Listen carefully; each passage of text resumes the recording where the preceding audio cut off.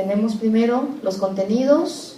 Vamos a tocar los temas de prevención y control de la tuberculosis, prevención y control del VIH-Sida y las enfermedades metaxénicas.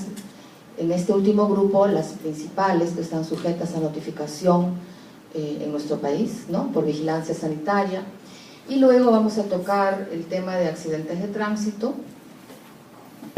Vamos a iniciar entonces con esta primera diapositiva.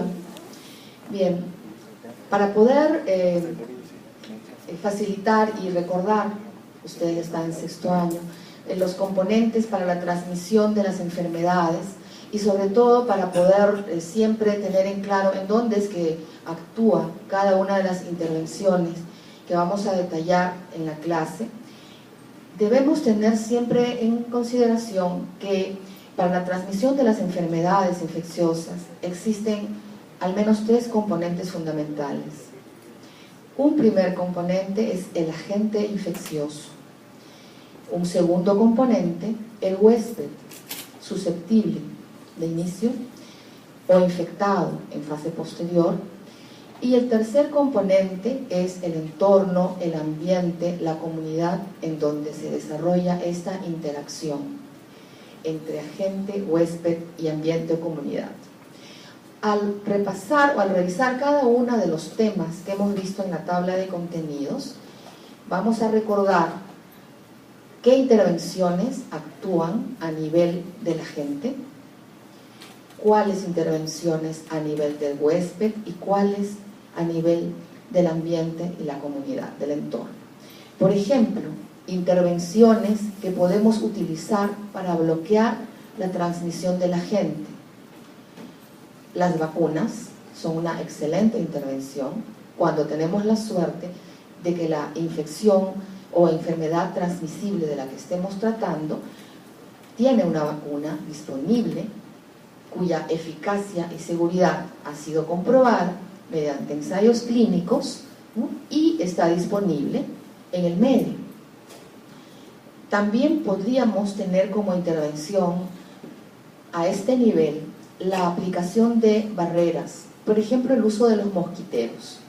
En el caso de las enfermedades transmisibles, los mosquiteros no son más que un método de barrera para evitar que los mosquitos ingresen a las casas, a las habitaciones y piquen a los huéspedes, ¿no? Entonces, con los mosquiteros, por ejemplo, podríamos frenar la transmisión o prevenir la transmisión. También como barrera están el uso de los condones o preservativos, por ejemplo, ¿no?, para el caso de la infección por VIH. Y luego tenemos una acción sistemática, organizada, planificada, que es la vigilancia. Siempre que ustedes ven el término vigilancia, vigilancia epidemiológica, vigilancia sanitaria, vigilancia de la resistencia, vigilancia de los casos de adherencia, etc. Cuando ustedes vean el término vigilancia, es que nos estamos refiriendo a un plan sistemático, no a una acción que se hace al azar, en un momento dado. La vigilancia es protocolizada, planificada. Cada acción ha sido cuidadosamente establecida. Hay un flujograma que establece cada una de las acciones que forman parte de la vigilancia, cuándo se hace, será continua, será periódica, será de corte transversal, en qué población vamos a hacer la vigilancia, en qué lugares, en todo el país, en los lugares endémicos, o en todo el país, pero determinados grupos etarios, por ejemplo. Entonces, esos son detalles que deben estar protocolizados en una vigilancia. Entonces, cuando ustedes ven de que en una intervención es un tipo de vigilancia, entonces ya ustedes deben tener en mente que estamos hablando de un protocolo redactado, planificado, aprobado a su nivel y que tiene acciones que todo el mundo al conocerlo sabe qué rol le toca. En este caso del ejemplo, la vigilancia de la resistencia. ¿Por qué? Porque existen algunos agentes que causan enfermedades transmisibles como el Mycobacterium tuberculosis, el virus de inmunodeficiencia humana, por ejemplo, que pueden tener la aparición de cepas resistentes, generalmente asociada a presencia de mutaciones, ¿no?, emergencia de mutaciones de diferentes tipos. Y entonces, cuando esto sucede, el sistema de salud, los prestadores de salud, los responsables de diseñar y de monitorear las intervenciones de salud pública, pues tienen que saberlo, porque no podríamos esperar a que de repente nos demos cuenta que, ¿por qué todo este grupo de pacientes con TB no mejora? ¿Por qué se complican? ¿Por qué han incrementado su mortalidad? Sí, porque probablemente sea que ha incrementado la vigilancia, la resistencia, perdón. Entonces, no podemos estar en esas situaciones.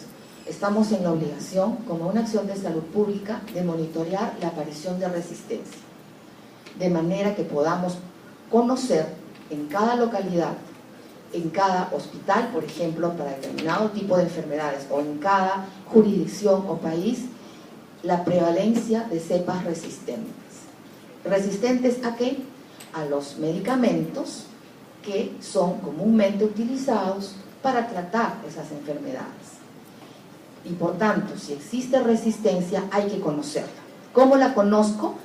La conozco porque la vigilo, porque tengo protocolos aprobados y organizados y sé de qué manera, de manera centinela, de manera de corte transversal o de qué manera metodológica, yo puedo conocer cómo en mi país está la prevalencia de las cepas resistentes de determinada enfermedad a determinados medicamentos. Y por tanto puedo planificar los cambios de los esquemas de medicamentos.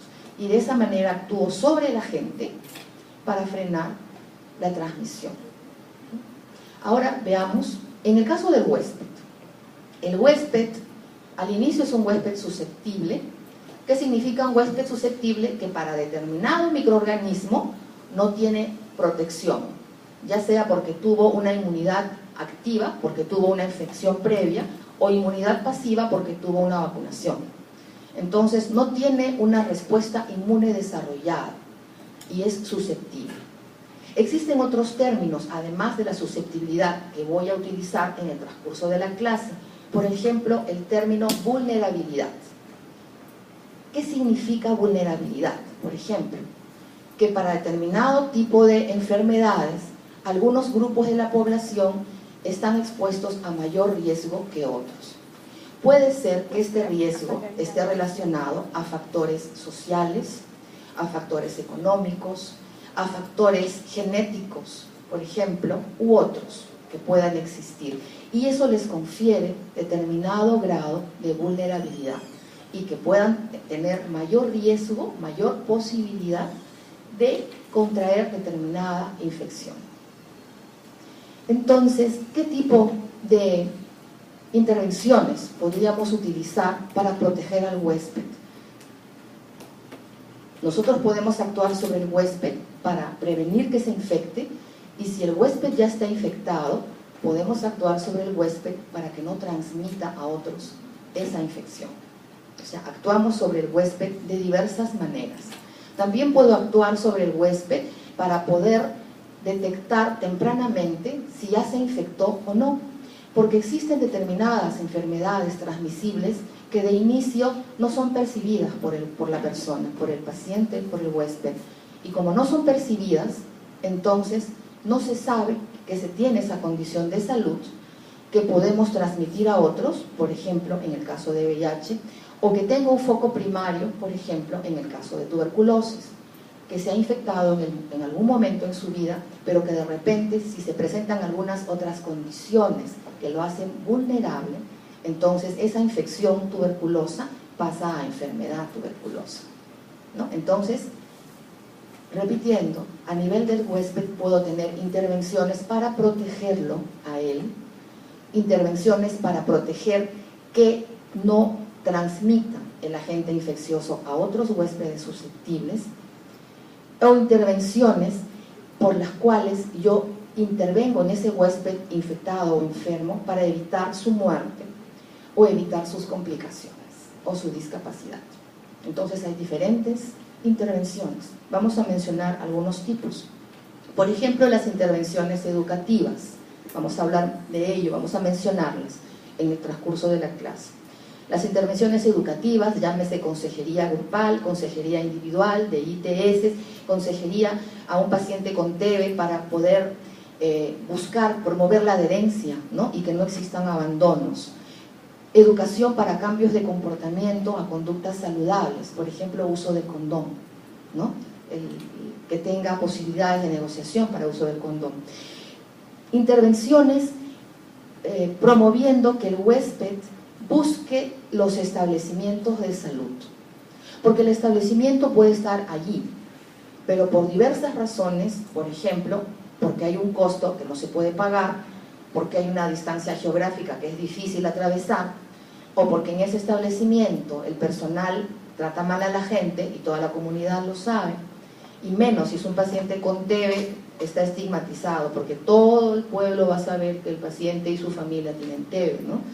Entonces, ¿cómo hago, cómo diseño esa intervención para que la persona busque los establecimientos de salud? Buscando que se le haga descarte de alguna infección, sabiéndose sintomático respiratorio, pero que tiene miedo de ir al establecimiento porque no sabe si le van a ayudar o cuánto le va a costar, por ejemplo, ¿no? Si tiene cobertura.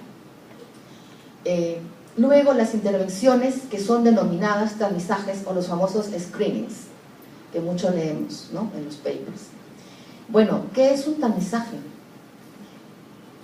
Entendemos por tamizaje cuando nuestra intervención está basada en aplicar algunas tecnologías que podrían ser pruebas de laboratorio solas o pruebas combinadas con algunos criterios epidemiológicos, con algunas características propias del huésped, ¿no?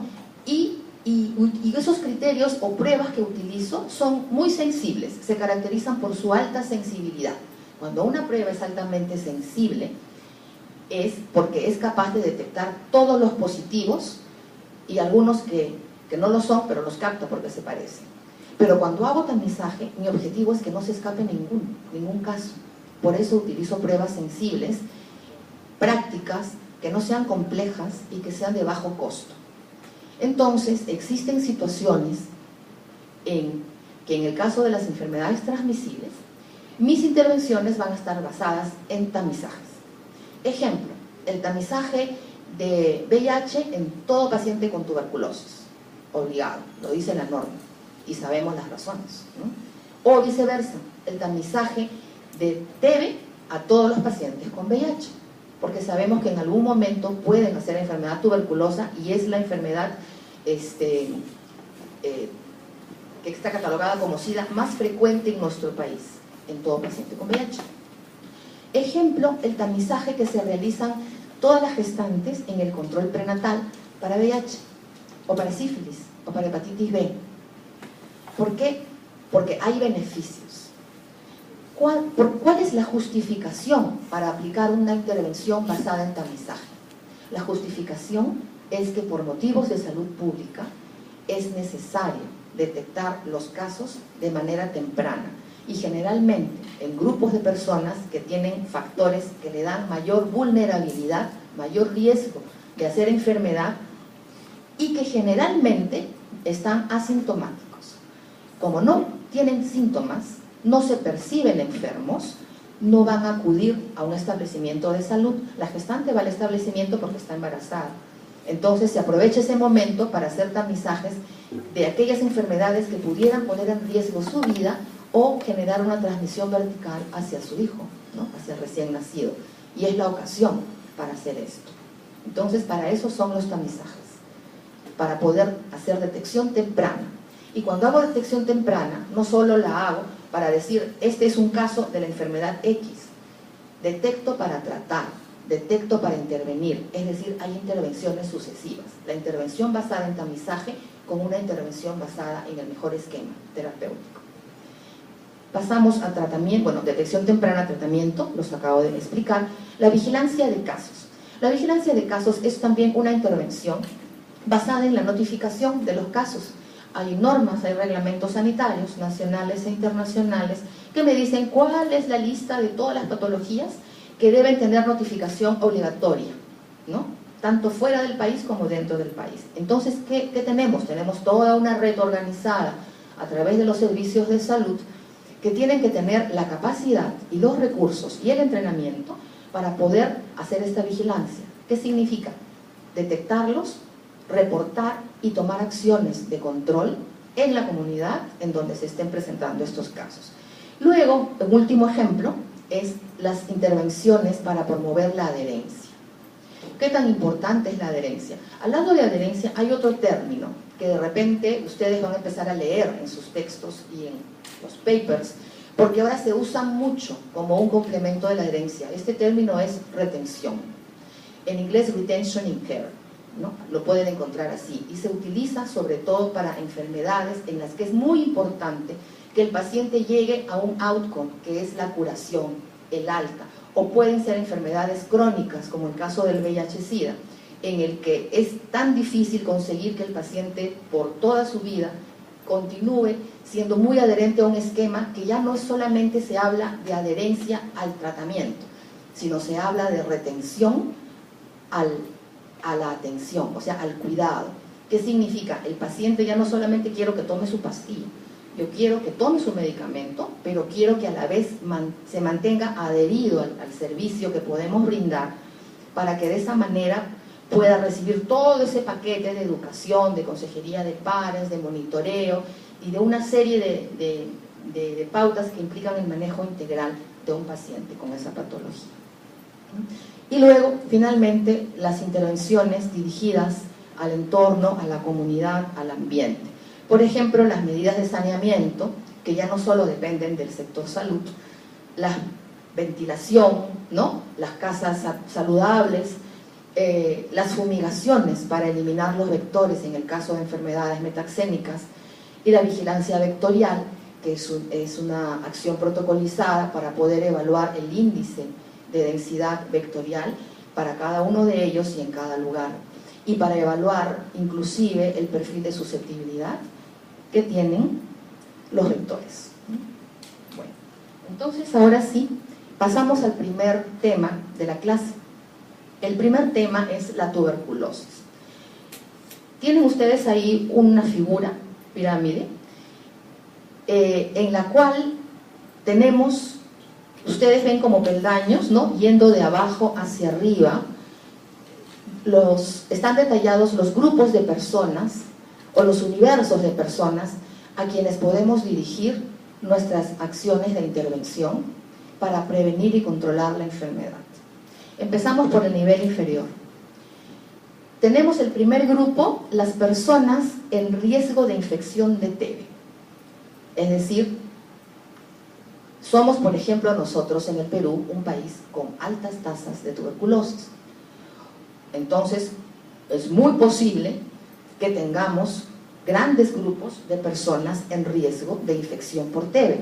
Y fijémonos que estoy diciendo riesgo de infección, no enfermedad.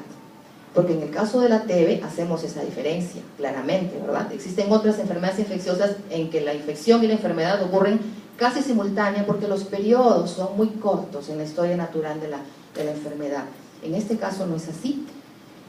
La mayoría de nosotros que somos médicos y ustedes futuros médicos, por ejemplo, muy probablemente ya casi todos los aquí presentes están infectados por el Mycobacterium.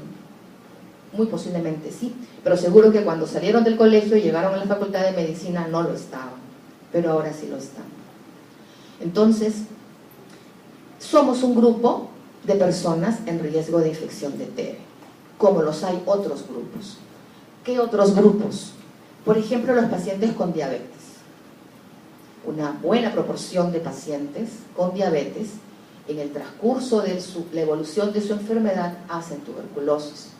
También sucede con pacientes con cáncer, pacientes que por alguna patología reciben terapia con corticoides por largo tiempo, entonces tienen el sistema inmunológico un tanto deprimido. Todas las inmunodeficiencias, los pacientes renales crónicos, los pacientes con EPOC, y en fin, una serie, ¿no?, de patologías, condiciones que hacen vulnerable. También está la malnutrición, por ejemplo. Los pacientes de la tercera edad, que de repente son algo desatendidos dentro del seno familiar y se vuelven vulnerables y hacen la tuberculosis del anciano, ¿no? Entonces, todos los grupos y otros más que he mencionado son grupos de personas en riesgo de infección por TB. ¿Qué intervenciones correspondería realizar en este grupo. Por ejemplo, una intervención que realiza el Ministerio en el caso del personal de salud, ¿no?, en general, no solo médico, es la vigilancia sistemática para monitorear la seroconversión del PPD. El PPD es la prueba intradérmica, ¿no?, con la cual podemos medir si existe o no existe infección por el Helicobacterium tuberculosis. Entonces, ¿hay o no hay seroconversión? ¿En qué proporción los estudiantes de medicina o el personal de salud, desde su ingreso a laborar en un determinado hospital, cuánto tiempo pasa hasta que hace una seroconversión? ¿O en qué proporción hacen la seroconversión? Y los que hacen la seroconversión van a estar en mayor riesgo de hacer enfermedad tuberculosa, ¿verdad? Si luego presentan en algún momento alguna otra comorbilidad. Los médicos no estamos exentos de ser diabéticos o de tener alguna otra patología. Somos sujetos totalmente normales de la población general. Entonces, ese es un ejemplo de una intervención. ¿Qué otra intervención podría hacerse? Supongamos, los pacientes diabéticos es una enfermedad crónica, incurable, existen grupos de ayuda, ¿no? Ellos reciben una educación preventiva y parte de la información que deben recibir, ¿no?, de intervención educativa es saber que tienen la posibilidad de riesgo para tener tuberculosis. Por tanto, si ellos ven que en el seno familiar hay una persona que le acaban de diagnosticar TB o alguna persona muy cercana que pudieran ellos convertirse en contacto de este caso, o si su casa no es muy ventilada y tienen que aplicar una mayor ventilación, tienen que mejorar tal vez su alimentación, controlar su glicemia, de manera de no ser un grupo en riesgo que pueda infectarse inmediatamente. Entonces, estas intervenciones educativas y de vigilancia sistemática, por ejemplo, de la conversión a través del PPD, son ejemplos de intervenciones para este grupo. Pasamos al siguiente grupo. El grupo, vamos subiendo, ¿no? El segundo grupo sería del universo inmediato previo que hemos detallado.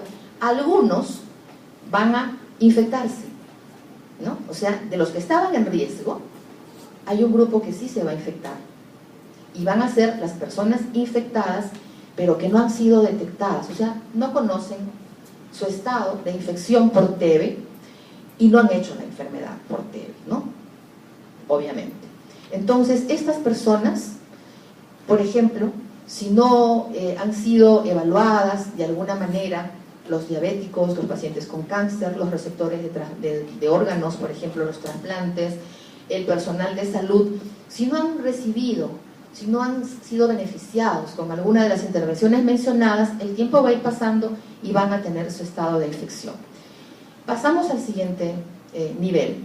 Tenemos las personas infectadas detectadas porque se les hizo un PPD, ¿no?, pero que no tienen enfermedad con TB.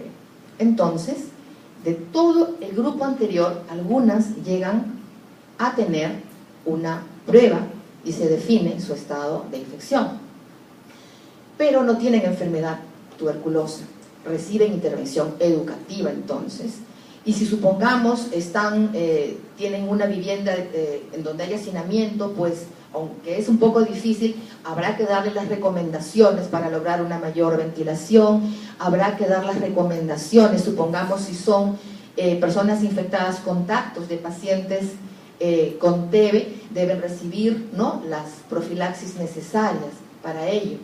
En el siguiente nivel están las personas con enfermedad, o sea, del grupo anterior, algunas en algún momento de su vida llegaron a ser enfermedad con TB, pero no tienen diagnóstico.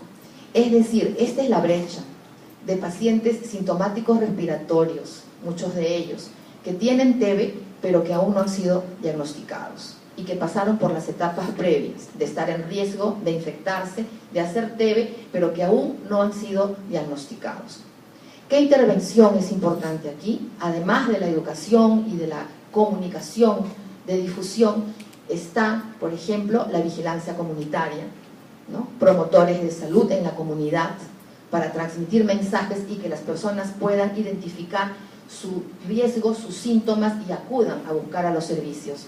Y también están las intervenciones para mejorar la capacidad de detección, tanto intramural como extramuralmente, de pacientes a nivel del establecimiento de salud. En el siguiente nivel están ya las personas con TB, que ya tienen diagnóstico, pero que aún no reciben tratamiento. Este grupo debiera ser muy pequeño, porque asumimos que una vez que se confirma el diagnóstico, pues de inmediato debiera iniciar un esquema, el que le corresponda. Sin embargo, no siempre es así. Y el problema es que mientras exista esta brecha de tiempo entre el diagnóstico y el inicio del tratamiento, ya sea por problemas de capacidad de respuesta de los servicios o porque la persona desaparece y no regresa porque tiene algún temor, porque no tiene confianza, porque no comprendió bien en qué consiste su enfermedad y menos su tratamiento, entonces desaparece el paciente o los servicios no tuvieron la capacidad de responder y existe ese grupo que, aun cuando tiene el diagnóstico confirmado, pues aún no inicia, ¿no?, el tratamiento. Y luego, en la parte del vértice de la pirámide tenemos a los pacientes que tienen TB y que también tienen tratamiento y que lo siguen y que lo cumplen y llegan a la curación. Esto no debiera ser una pirámide. Yo he puesto aquí una supuesta pirámide. Esto debiera ser algo recto, ¿no? Un rectángulo, por decir, una figura, no de esta manera. Pero lo esquematizamos así en el supuesto que siempre existen brechas en cada uno de los pasos. Bien. Aquí nos centramos un poquito en las intervenciones preventivas para tuberculosis. Entonces, podemos recapitular y ver que en cuanto a la prevención, tenemos intervenciones en dos grupos básicamente. Las que son en la población general y las intervenciones en los grupos de mayor vulnerabilidad. En la población general, las intervenciones están basadas en reducir la transmisión desde aquellos casos que tienen un diagnóstico definitivo, ¿no?, hacia las personas que vendrían a ser sus contactos, que son los susceptibles y los que pueden infectarse y hacer enfermedad por TB. ¿Qué necesitamos para cortar esto? Necesitamos hacer detección temprana de casos en todos los niveles para detectar y tratar y cortar la cadena de transmisión. También necesitamos educar para que las personas que se sepan con síntomas compatibles con lo que es sintomático respiratorio, por ejemplo, o personas que se sepan contactos de otra persona con TB, busquen los servicios de salud y no necesariamente tengan que esperar la visita domiciliaria para cuando se realice, ¿no?, y ellos puedan tener un rol más activo. Y también necesitamos capacidad y disponibilidad para el examen de los contactos. Es decir, que nuestros servicios de salud tienen que estar entrenados con recursos para poder atender, evaluar, examinar y hacer las pruebas necesarias a los contactos de los casos con TB. Y las intervenciones preventivas en los grupos de mayor vulnerabilidad, por ejemplo, son los programas de salud ocupacional que deben incluir aquellas intervenciones en el personal de salud que puede estar en riesgo de adquirir TB. También en salud ocupacional están aquellos personas que se dedican a la minería, ¿no?, y hacen cuadros de neumoconiosis con gran afección pulmonar, y entonces ellos también están en mayor riesgo de tener tuberculosis. También hay una asociación con las personas que tienen esta dedicación. Y está la vigilancia epidemiológica sanitaria. Los grupos, ya los hemos mencionado, estudiantes de medicina u otras carreras, personal de salud y otras patologías. Existen casos de tuberculosis resistente, multidrogoresistente, extremadamente resistente, pero en sí la presencia de cepas resistentes, lo que cada vez es mayor en nuestro país. Entonces, ¿cuáles son las características de la intervención preventiva y de control que debemos desarrollar? La primera característica es buscar la adherencia y la retención en los servicios de salud de los pacientes que son diagnosticados por TB y reciben tratamiento. Si todos los pacientes reciben diagnóstico y tratamiento y llegan a una curación con un resultado muy positivo, la posibilidad de que emerjan cepas resistentes se reduce, porque si no hay abandonos, la posibilidad de resistencia se reduce. No vamos a decir que será imposible, pero no va a ser tan elevada. La otra característica es identificar los casos resistentes. O sea, en primer lugar, tratar de que todo paciente con TB se detecte, se diagnostique, tome el medicamento, se atienda y se cure, para que no emerja resistencia. Pero si ya emerge resistencia, o sea, si ya se presenta, entonces tenemos que identificar los casos resistentes. Así es. Y brindarles el tratamiento para reducir la transmisión. Las pruebas que realizamos para detectar a los pacientes resistentes, además de una evaluación integral respecto a su evolución, ¿no?, clínico, y de baciloscopía, la cual no se llega a negativizar, ¿no?, y los síntomas, la pérdida de pesos, no cesan. Entonces, debe existir acceso a las pruebas microbiológicas que confirmen la presencia de resistencia a medicamentos anti-TB y que diga a cuáles medicamentos es que existe la resistencia. Con esta información se va a poder modificar el esquema de tratamiento para que el paciente pueda recibir un esquema que le favorezca, ¿no? Ahora, es necesario que estas pruebas estén accesibles, que tengan cobertura por el sistema de aseguramiento de nuestro país y que los resultados de estas pruebas tengan corto plazo. Es decir, que no sean pruebas, que felizmente ya tenemos algunas mejores, ¿no?, que demoraban hasta 45 días un cultivo para determinar la susceptibilidad, para que recién el paciente pueda tener un resultado. En esos 45 días el paciente podía deteriorarse mucho y por supuesto que podía transmitir las cepas resistentes a otros huéspedes susceptibles. Y luego debe haber acceso a esquemas de tratamiento, es decir, identifico, primero trato de evitar que emerja resistencia, pero si emerge resistencia debo detectar los casos lo más temprano posible. Los detecto porque hay acceso a pruebas microbiológicas rápidas para tener esta información y de inmediato hay acceso a los esquemas modificados que van a mejorar al paciente porque sí va a ser sensible a estos medicamentos. Pasamos a VIH-Sida. Aquí tenemos un esquema similar. En la base tenemos a las personas, al universo de personas infectadas y sin diagnóstico, sin síntomas, sin manifestaciones, que no conocen su estado, para nada. ¿Qué hacemos con este universo de personas? Este es un universo no conocido. A veces, si ustedes buscan leer algún artículo sobre este punto, generalmente son estimaciones matemáticas que con algunos programas estadísticos, teniendo en cuenta los casos notificados, los fallecidos, etcétera, etcétera, y las posibilidades de transmisión, se estima, esta cifra se estima. Entonces, se estima que en el país tal existen un número N de personas infectadas, pero que no tienen diagnóstico. Este siempre es un N estimado matemáticamente, nadie lo conoce. Pero ¿cómo intervenimos allí? Recordemos que el VIH es una enfermedad que no se cura. Si comparamos con el caso de TB, mientras que cuando nos infectamos nosotros de TB y hacemos un foco primario, generalmente pulmonar, no estamos transmitiendo porque el foco está limitado allí. Y podemos tener años y podemos morirnos de otra cosa y de repente no hacemos nunca TB. Nos quedamos con nuestro foco en el pulmón. En el caso de VIH es distinto. La persona puede no tener ninguna manifestación clínica, pero si está infectado transmite el virus. Entonces es una situación distinta al caso anterior. Entonces aquí hay que intervenir. ¿Y cuál será la mejor intervención en este caso?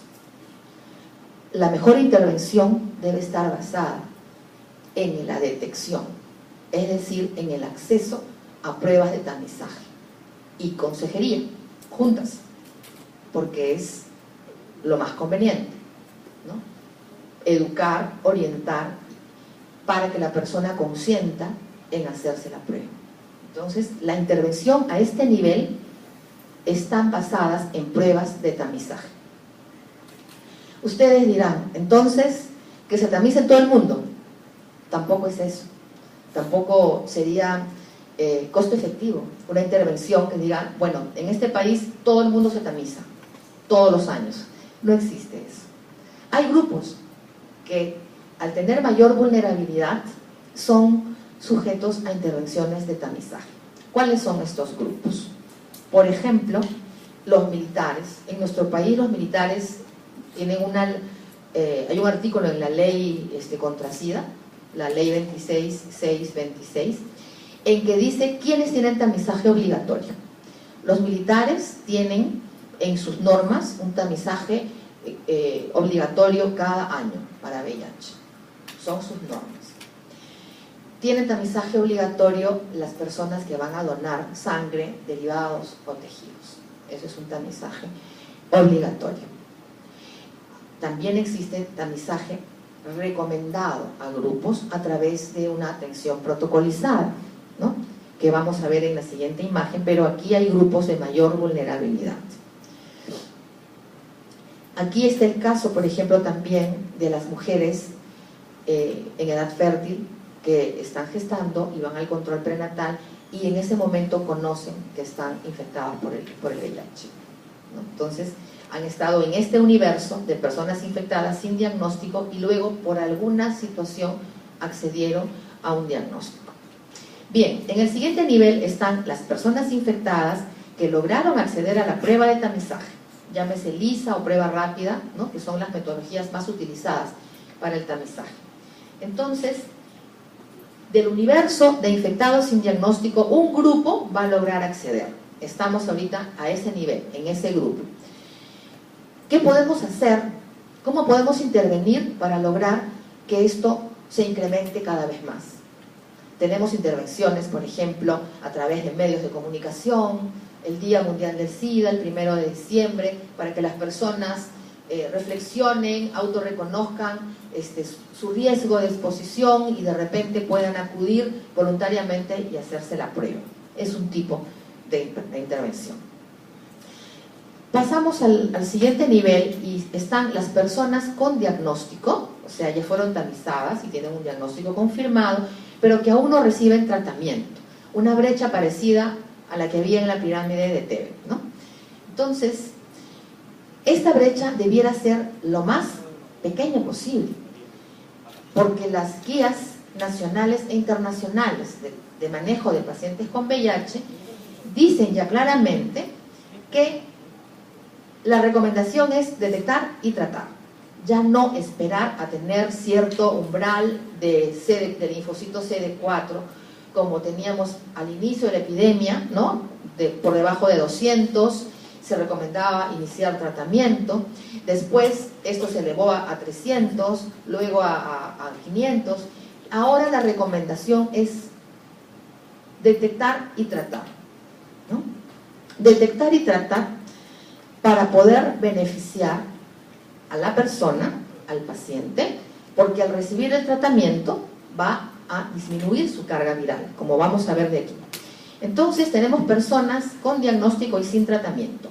La intervención aquí está basada en justamente promover el acceso a los servicios de salud. ¿Para qué? Para que reciba el tratamiento, para disminuir esa brecha. Entonces, hacer que los establecimientos sean accesibles, que esta patología tenga cobertura por el Seguro Integral de Salud, íntegra. Intervenciones para reducir el estigma hacia las personas con VIH, porque si no van a dejar de acudir a los establecimientos y de esa manera no van a mejorar su condición de salud porque no van a acceder a este programa, ¿no?, que es el programa Targa. Luego tenemos a las personas que sí logran acceder al tratamiento. Fíjense cuánto tiene que pasar hasta que tengamos el grupo con tratamiento y luego de allí tenemos a las personas que están con tratamiento pero sin embargo no logran la supresión viral. Entonces esto es un término que es muy importante. La supresión viral es el indicador más importante en la intervención basada en tratamiento, en lo que es el Targa. Es el indicador más importante, es lo que se quiere lograr, la supresión viral. Ustedes van a escuchar que hay un montón de marcas de kits de laboratorio y pruebas y cada vez los métodos son capaces de detectar 20 copias virales, 10 copias virales, en fin. Eso, para fines de salud pública, no es importante esa variación respecto a la capacidad del kit.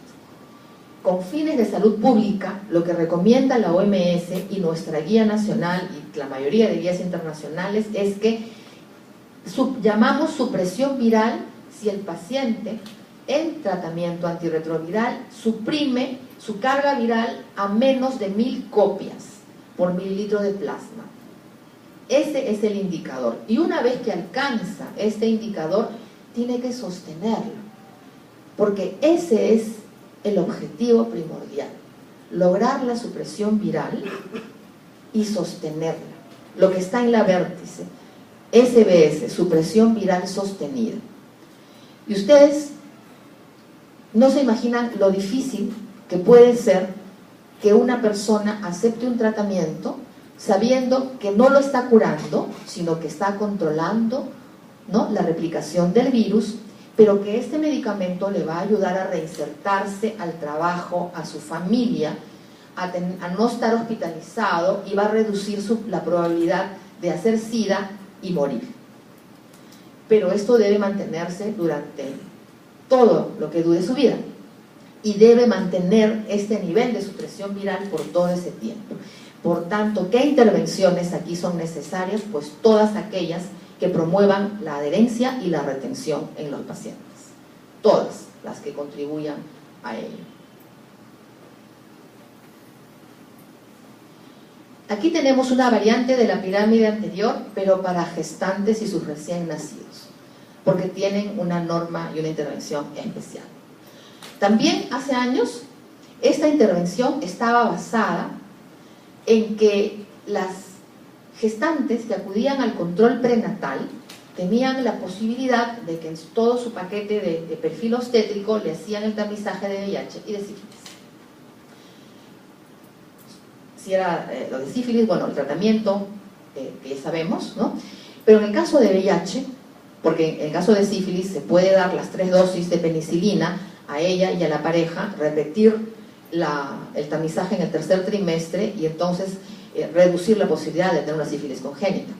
Pero sin embargo, en el caso de VIH se les hacía el tamizaje, se veía el resultado de las pruebas de tamizaje, se esperaba una prueba confirmatoria y se evaluaba si si podía recibir un antirretroviral, pero con un esquema de monoterapia, o sea, no terapia triple. Eso era lo que se recomendaba hasta hace pocos años. Generalmente recibía acidobudina, y con ello lo que se buscaba no era beneficiar a la mamá, sino se buscaba reducir la posibilidad de la transmisión vertical al recién nacido. En eso consistía las intervenciones para disminuir la transmisión vertical del virus. Es decir, no hablábamos del beneficio a la madre, se hablaba solamente del beneficio al recién nacido.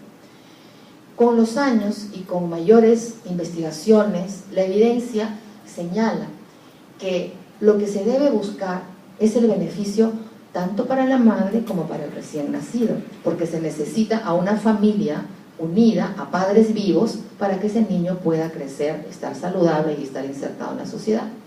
Entonces, ahora ya la intervención dice de que la gestante es como cualquier adulto en quien se diagnostica VIH, que se detecta y se trata. No tiene nada que ver el nivel de CD4, aquí tampoco, y se puede dar terapia triple. La señora lo recibe y el indicador de óptima respuesta en esta intervención es lo que está aquí en el 4.º nivel, que la gestante con el tratamiento logre suprimir su carga viral por debajo de 1000 copias antes del parto.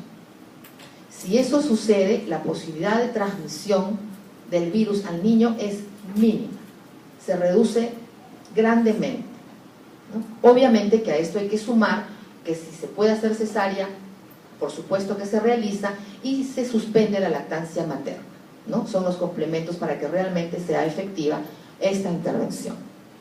Cuando nace el bebé, se tiene que tener acceso a las pruebas de diagnóstico que en los hijos de madres seropositivas son distintas. No son las mismas pruebas de ELISA y de prueba rápida o de inmunofluorescencia o de Western blot que son útiles en los adultos o en la mamá. Los niños necesitan pruebas moleculares. ¿Cuál es la prueba? Es el PCR-DNA cualitativo. Esta es una prueba que tiene la capacidad de identificar al virus dentro de la célula, es decir, el virus en su etapa proviral, dentro del linfocito. Esta prueba está disponible desde hace muchos años, casi 8 años en nuestro país. Es gratuita para todos los niños que se atienden en estas condiciones por el Ministerio de Salud. Esta es una prueba in-house, porque no hay kits comerciales para ello. Es una prueba que se desarrolla en los laboratorios del Ministerio de Salud y que las muestras de todos los hospitales llegan y son procesadas. Y debe tener el niño al menos 2 pruebas positivas para confirmar el diagnóstico o 2 negativas para descartarlo, y se puede hacer desde el primer mes de vida. No es necesario que esperemos, como con las pruebas anteriores, que tenga 18 meses de nacido para recién poder confirmar o descartar haciéndoles los ELISAs y el Western blot. Con esta prueba podemos definir la situación del niño desde sus primeros meses de vida.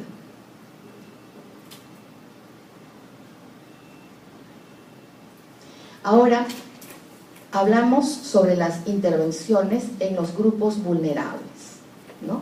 Y que están en vigilancia sistemática. Mencionamos algunos grupos al inicio de la clase. Aquí tenemos algunos de ellos. Por ejemplo, trabajadoras y trabajadores sexuales. Y el grupo denominado tradicionalmente como hombres que tienen sexo con otros hombres, ¿no? Está la población gay, población homosexual, bisexual y muchas otras denominaciones que ahora vamos conociendo cada vez más, incluida el grupo transgénero, ¿no? De la población transgénero, en donde existe la mayor prevalencia de infección por VIH en nuestro país y en la mayoría de países a nivel mundial.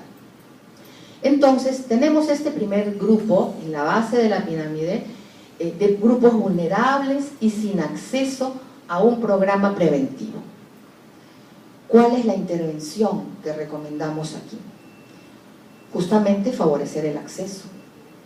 Porque si en ellos está, sobre todo en la población transgénero y HSH, está concentrada la epidemia, no en trabajadoras sexuales, sino en los otros grupos, entonces tenemos que desarrollar intervenciones educativas, comunicacionales, de trabajo extramuros, para poder llegar a estos grupos y poder lograr que ellos accedan a la atención, al tamizaje, ¿no? A intervenciones basadas en tamizaje en establecimientos de salud. Entonces, existe una intervención que se denomina Atención Médica Periódica, AMP, que desde hace mucho tiempo dirige el Ministerio de Salud a través de los establecimientos o centros llamados CERETS, o sea que tienen categoría de CERETS, ¿no? Son un centro con un nombre X, pero que tienen esa categoría, porque cumplen determinados criterios por los cuales pueden ofrecer esta atención que tiene un protocolo. ¿En qué consiste esta atención? Consiste en que se invita, se les ofrece de manera gratuita a estos grupos atención con tamizajes de VIH y varias ITS, clamidia, herpes, gonorrea, sífilis, como un paquete, más consejería, más entrega de condones, y todos los resultados están en el momento. O sea, no es que ellos van a regresar por sus resultados, no. Estos grupos son muy especiales, son difíciles de alcanzar. Por tanto, los protocolos que se le ofrezcan en este tipo de intervenciones tienen que darles el resultado de in situ, rápidamente, para justamente lograr su adherencia con el establecimiento, porque ellos no van a regresar si es que no tienen, ¿no? Un resultado inmediato, no van a tener la confianza y no van a, digamos, mostrar el interés que debieran. En esta intervención Ellos llegan al establecimiento, primero tienen una evaluación médica, se toman las muestras necesarias, ya sea de sangre o de secreciones genitales, se hacen los extendidos, se dan los resultados rápidos y luego, si es necesario, se cultiva y eso sí puede demorar y en una siguiente sesión lo pueden conocer, pero ya el examen directo ha definido un tratamiento. Por ejemplo, si se encuentran diplococos gram negativos, estamos ante un diagnóstico de gonorrea, definitivamente, se da el tratamiento, pero se manda a cultivo, no para confirmar el diagnóstico, sino para hacer vigilancia de cepas, de resistencia de la Neisseria gonorrhoeae, ¿no? Esa es la forma en que esta vigilancia sistemática tiene su origen. Entonces, si estas personas que no tienen acceso a un programa preventivo se infectan, ¿no? Y acceden, pueden tener un diagnóstico y pueden tener un tratamiento, ya sea al VIH o a cualquiera de las ITS que les sean detectadas. Y si esto funciona bien, no hay estigma, hay una atención de calidad y se cumplen los protocolos, entonces tendremos la adherencia de los grupos al programa de atención médica periódica.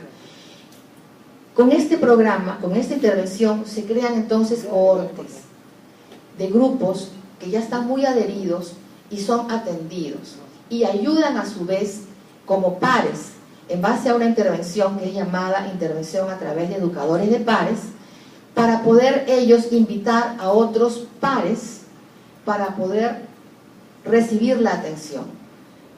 Y ellos manifiestan la confianza que tienen en el establecimiento y los invitan para poder acceder. Producto de todo ello podemos identificar casos, por ejemplo, de VIH y ya enrolarlos en lo que es el programa TAR, ¿no? Para que reciban tratamiento. Pasamos ahora a las enfermedades metaxémicas. Vamos a hablar de las enfermedades que ustedes ven allí. Está la enfermedad y el nombre del vector principal que es el responsable de su transmisión. Como ustedes pueden ver, el dengue, el chikungunya, la fiebre amarilla y el Zika, todos tienen como vector a la Aedes aegypti. De manera que donde exista Aedes aegypti, existe la posibilidad de transmisión, siempre que existan reservorios que puedan favorecer esta transmisión. Ejemplo, antes nosotros no teníamos el vector en Lima. Ahora sabemos que la Aedes aegypti está en Lima, desde hace varios años ya. Pero probablemente los índices no son tales como en otras zonas endémicas. Sin embargo, para que se dé la transmisión, se necesita al vector y se necesitan huéspedes infectados para que el vector le pique y le extraiga, ¿no?, sangre a un huésped infectado y luego la lleve a un huésped susceptible. De manera que probablemente nosotros no tenemos aquí una epidemia de dengue en Lima, ni de Zika, ni de chikungunya, porque los reservorios, que serían otros pacientes, no están en gran cantidad o están en muy poca cantidad. Luego tenemos otras enfermedades como la enfermedad de Chagas, la leishmaniosis, la enfermedad de Carrión y la malaria. Vamos a tocar cada una de ellas, pero viendo las intervenciones, enfocándonos en cuáles son las intervenciones que las agrupan, ¿no?, y que puedan ser comunes y efectivas para varias de ellas. Por ejemplo, en las 4 primeras, la intervención preventiva estará basada obviamente en el control vectorial de la Aedes aegypti, ¿no? ¿Y cuáles son los componentes de esta intervención para el control del Aedes aegypti? No crean que solamente el control implica la fumigación, no es lo único, ¿no? Tenemos, por ejemplo, un componente educativo en escuelas, en la comunidad, en las zonas endémicas.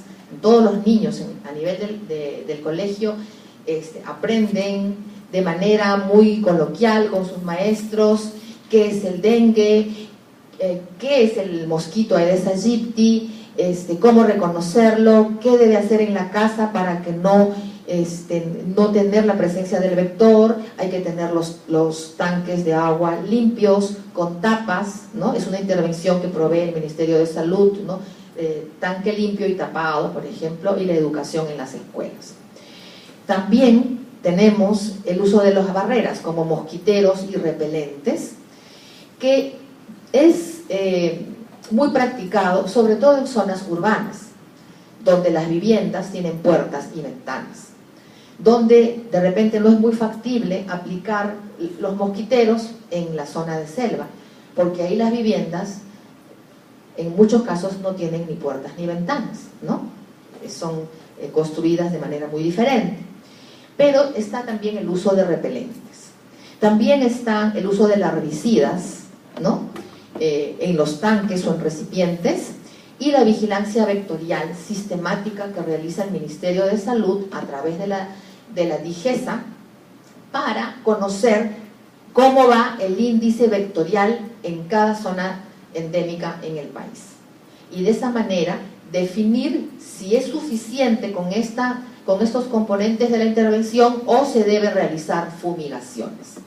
Y cuando se realizan fumigaciones, no se puede usar cualquier insecticida. Es bueno saber que para cada tipo de vector existe un insecticida efectivo y que este no es necesariamente igual en todas las zonas endémicas del país.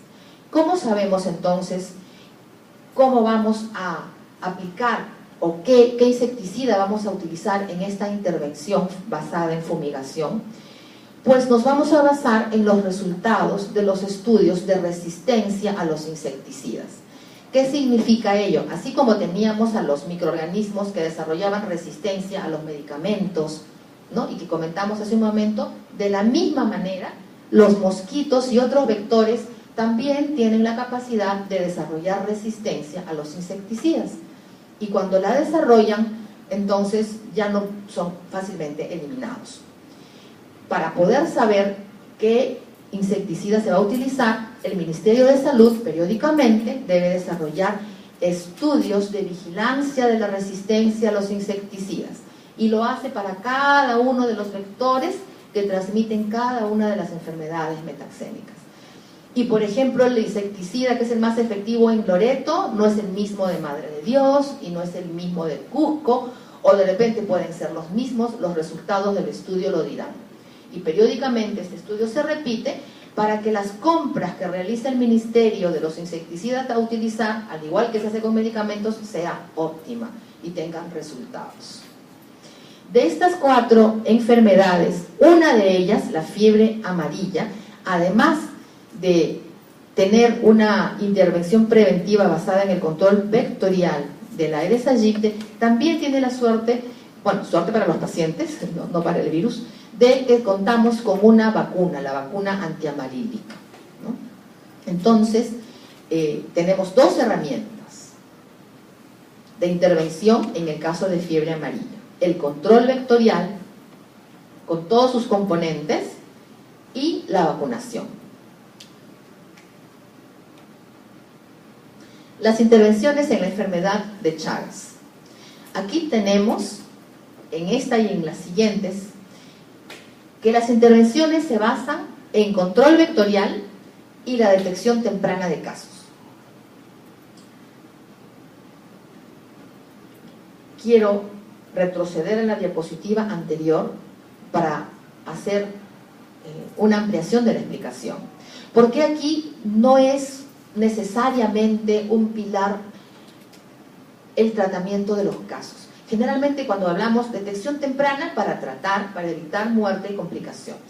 En este caso, de las 4 enfermedades, el dengue, el chikungunya, la fiebre amarilla, ¿no? y la otra, el Zika.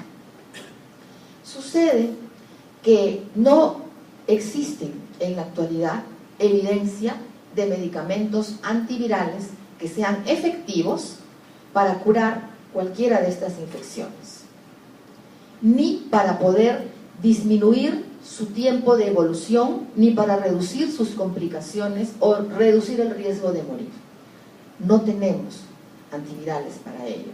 Por eso nuestras guías clínicas que utilizamos en estas patologías están basadas en tratamiento de soporte de los síndromes que se van presentando en cada uno de los casos.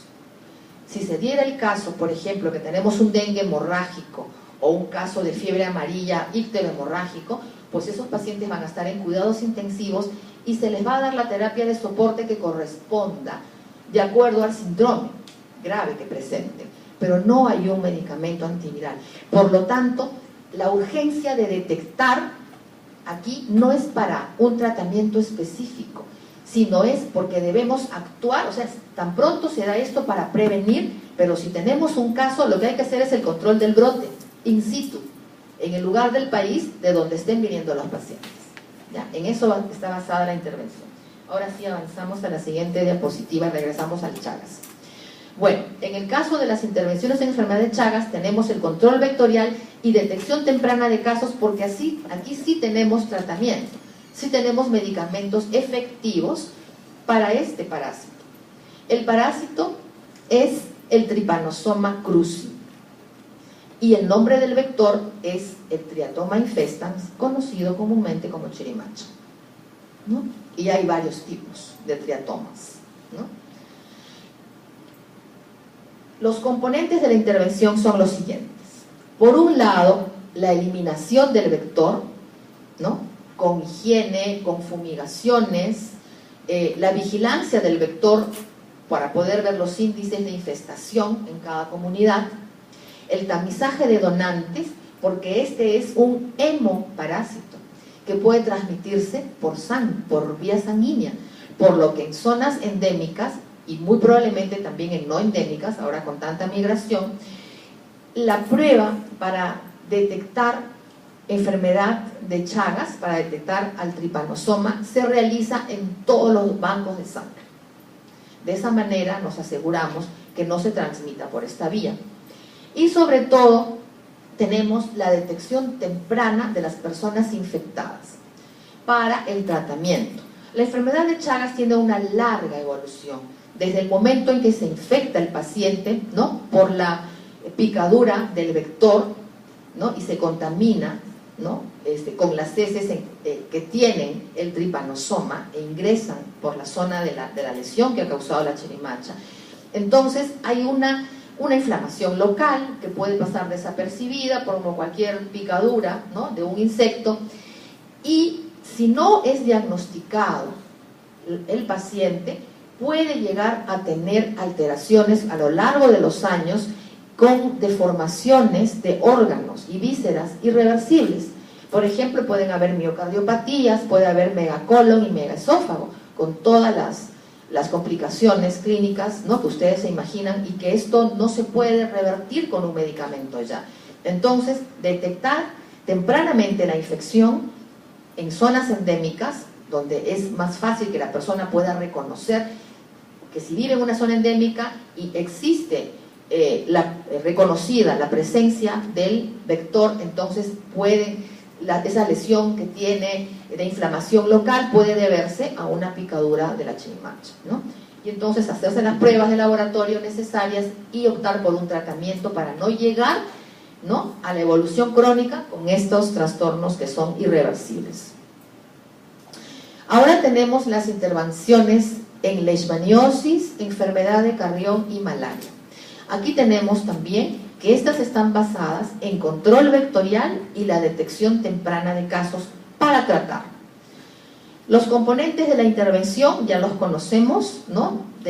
Para contrarrestar las acciones del vector, la eliminación, la vigilancia, las barreras, la ropa cubierta también, ¿no? Se adiciona a esto los larvicidas y la detección temprana de casos. En el caso de la leishmaniosis, sobre todo, detectamos y tratamos para poder evitar la diseminación de la leishmania a otros tejidos cutáneos y subcutáneos y a la destrucción de estos tejidos, sobre todo el cartílago, porque se dan las formas mutilantes, es decir, se necrosa y se destruye y la persona tiene deformidades en el rostro, por ejemplo. Entonces, todo esto lo podemos evitar con una detección temprana y tratamiento. Y en el caso de la enfermedad de Carrión, detectar y tratar para evitar las complicaciones. La enfermedad de Carrión es una enfermedad que tiene dos etapas clínicas muy conocidas.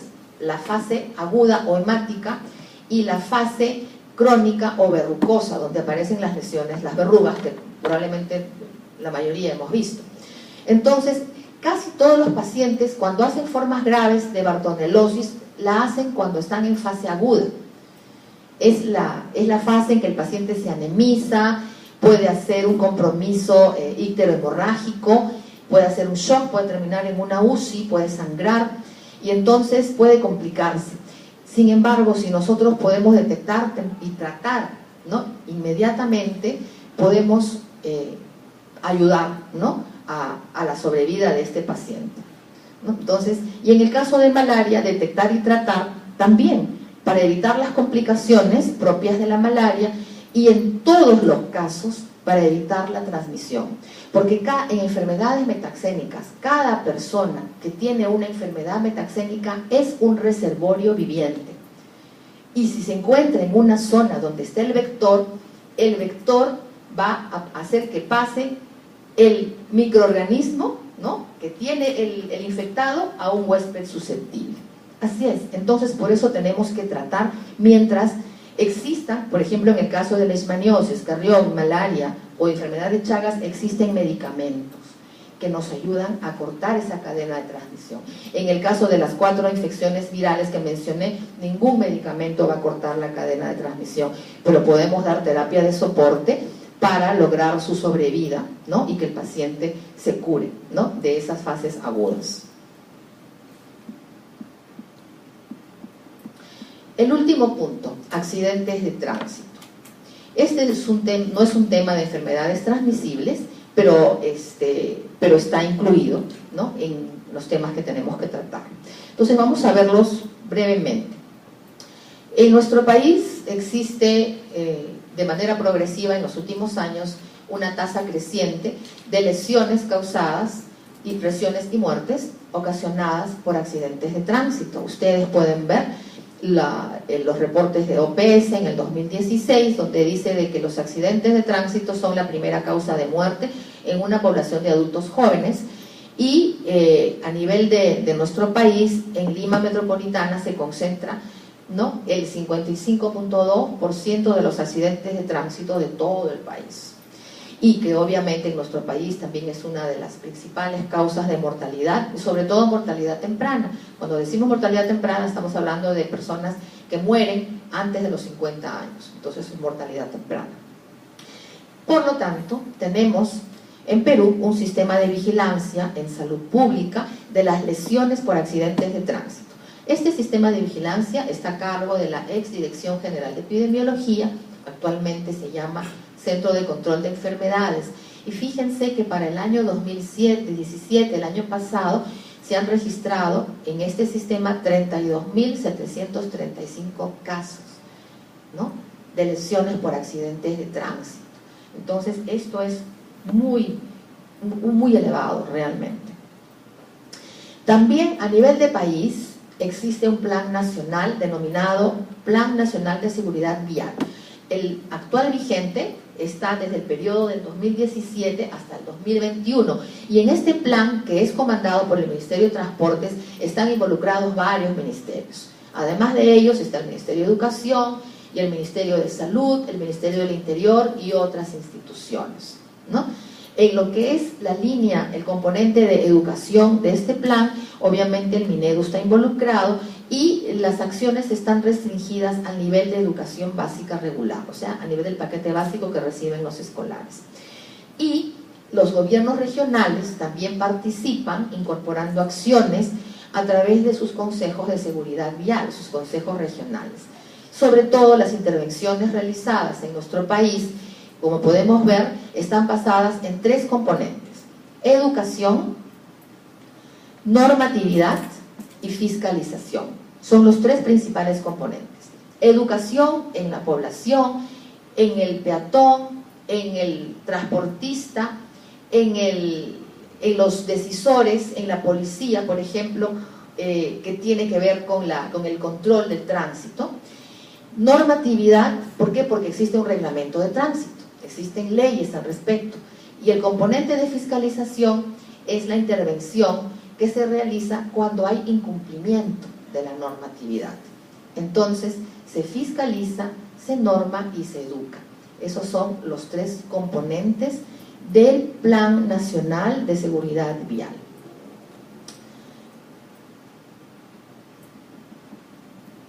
Bueno, y para finalizar, ustedes van a poder tomar la clase de aquí, también está en el aula virtual, la pueden ver también de allí. Estas son las principales fuentes que han sido tomadas en consideración para la clase.